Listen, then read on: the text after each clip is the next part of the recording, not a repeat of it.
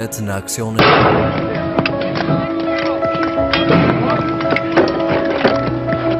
në raca me një pumë prej milingonash.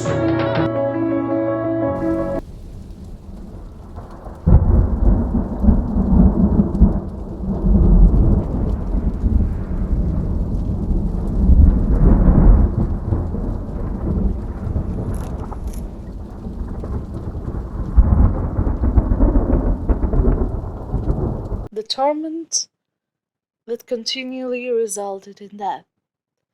That morning, we went to the warehouse to pick up the tools. But instead of them, he ran frantically towards the wall, with the expectation that he would find freedom there. Nevertheless, he ended up finding death there too.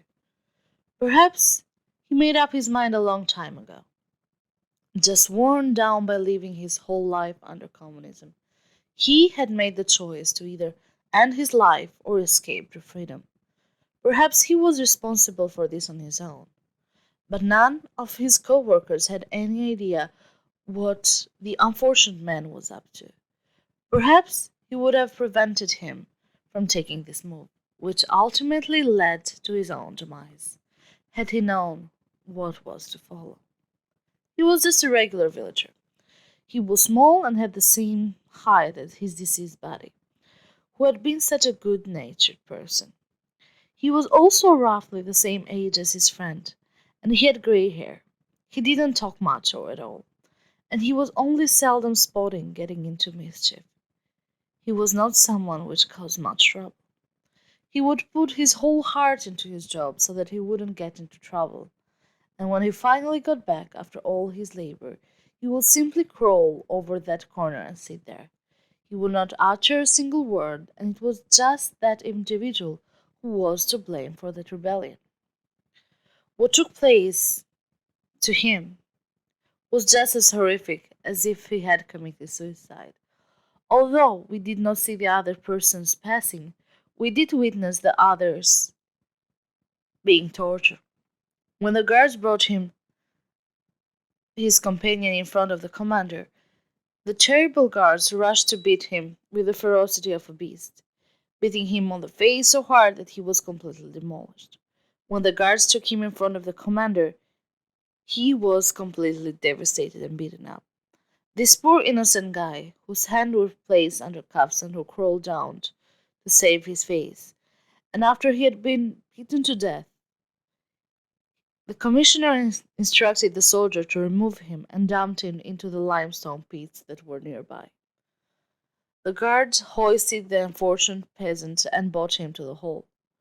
Once there, they shattered the thick ice that had formed on the limestone pits, and then they threw him all the way up to his chest.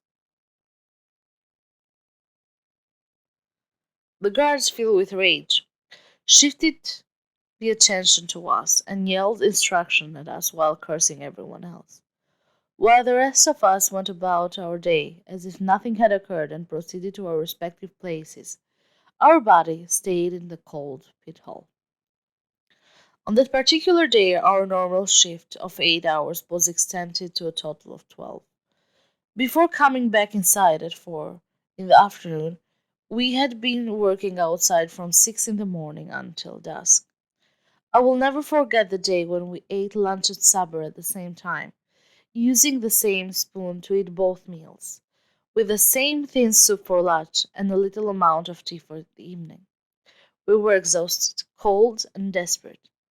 Yet, we still had to go through this routine the next day. We went inside, and everyone who was shivering from the cold went down to lie on our beds. Only our friend didn't came. He came in late at night. They removed him from the dungeon, who they kept beating him up, and let him lie down on his bed. Someone discovered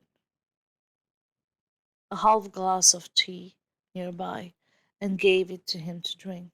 After that, they took all of his frozen clothing, wiped alcohol all over his body, and then put him to sleep.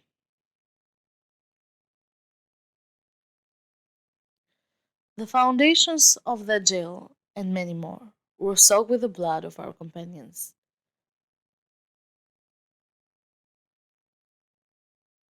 And so many more from north to south during the years of communism.